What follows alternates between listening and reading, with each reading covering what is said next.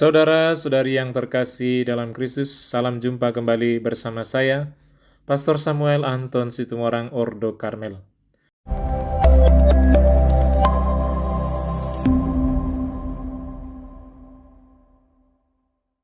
Hari ini Minggu Biasa yang ke-30. Bacaan diambil dari Injil Matius bab 22 ayat 34 sampai dengan 40.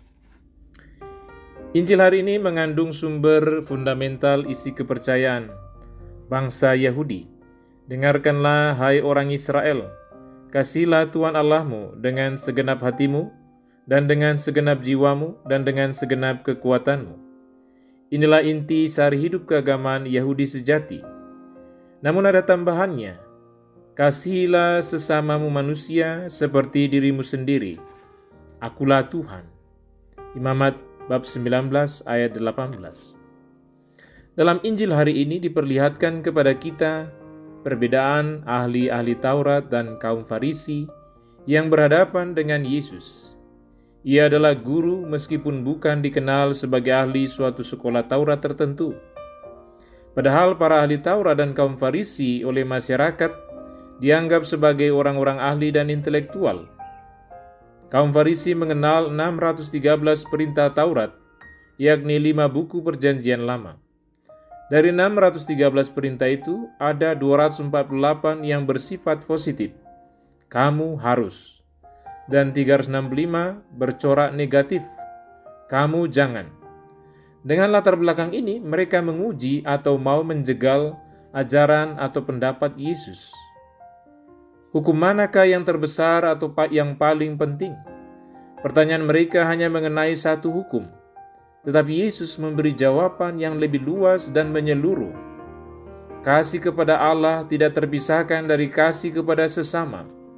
Yesus menegaskan, pada kedua hukum inilah tergantung seluruh hukum Taurat dan kitab para nabi. Matius bab 22 ayat 40. Jadi sebenarnya, kasih kepada Allah dan kasih kepada sesama bukan orisinil, asli hanya dari Yesus, melainkan dari Allah sendiri.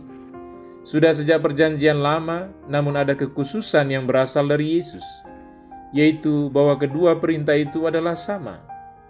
Pendorong atau motivasi kasih kita kepada sesama berasal atau bersumber dari kasih kita kepada Allah. Kasih kita kepada Allah harus dibuktikan dengan kasih kita kepada sesama. Jadi kasih kepada sesama merupakan tuntutan kasih sejati kita kepada Allah. Bahkan dapat dikatakan bahwa kasih kepada sesama harus ada sebelum mengasihi Allah. Tidak ada kasih sejati kepada Allah apabila merupakan kasih kepada sesama. Kasih kita kepada Allah akan sungguh menjadi asli atau otentik apabila kasih itu kita laksanakan dengan mengasihi sesama. Ensiklik Paus Benediktus yang ke-16 yang pertama berjudul Deus Caritas Est, Allah adalah Kasih, tahun 2005. Marilah sebagai penutup kita mendengarkan pesan Paus untuk kita sekarang yang tertulis dalam ensiklik tersebut. Kita percayakan kasih. Demikianlah orang Kristiani dapat merumuskan keputusan dasar hidupnya. Awal hidup sebagai orang Kristiani bukanlah keputusan etis atau suatu gagasan besar, melainkan pertemuan dengan suatu peristiwa. Seorang pribadi yang memberi kepada hidup kita wawasan baru dan dengan demikian arah yang menentukan. Dalam Injilnya, Yohanes merumuskan peristiwa itu dengan kata-kata sebagai berikut. Begitu besar kasih Allah akan dunia ini, sehingga ia mengaruniakan anaknya yang tunggal, supaya setiap orang yang percaya kepadanya beroleh kehidupan kekal.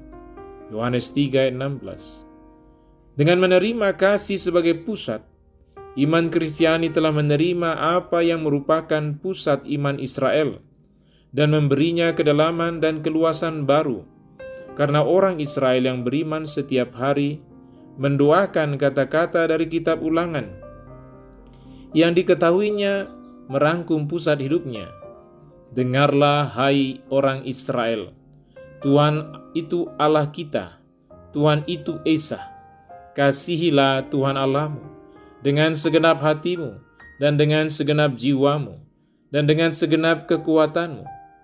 Perintah kasih akan Allah ini dipadukan oleh Yesus dengan perintah kasih akan sesama dari kitab Imamat. Kasihilah sesama manusia seperti dirimu sendiri. Karena Allah yang lebih dahulu mengasihi kita, maka kasih bukan lagi hanya perintah, melainkan jawaban atas anugerah dikasih oleh Allah yang menyambut kita. Kasih Allah itu setiap kali dapat kita terima dan rasakan dalam perayaan Ekaristi, di mana kasih Yesus dari Nazaret kepada kita sebagai sesamanya menyerahkan tubuh dan darahnya kepada kita. Seperti ditegaskan oleh Paus Benediktus yang ke-16, bahwa Ekaristi adalah sakramen cinta kasih. Semoga permenungan pada hari ini memberi inspirasi bagi kita semua, agar kita senantiasa mengasihi orang-orang di sekitar kita, lebih-lebih mereka yang sangat membutuhkan uluran bantuan kita. Berkat Tuhan menyertai kita semua.